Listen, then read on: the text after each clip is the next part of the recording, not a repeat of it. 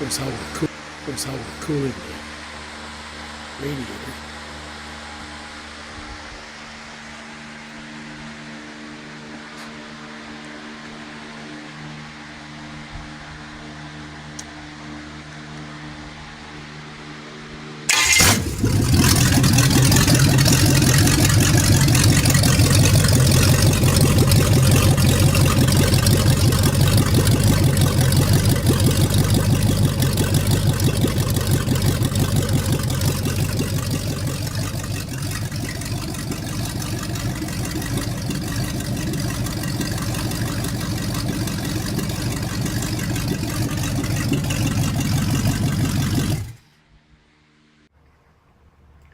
Okay, one of the really cool things that I learned from working with a Briggs and Stratton opposed twin engine was the idea of turning the starter and getting the motor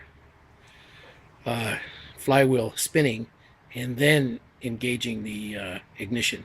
It's actually less strain because all the current is going to make the motor turn, and then once it's turning, then you flip the ignition. So that works like this.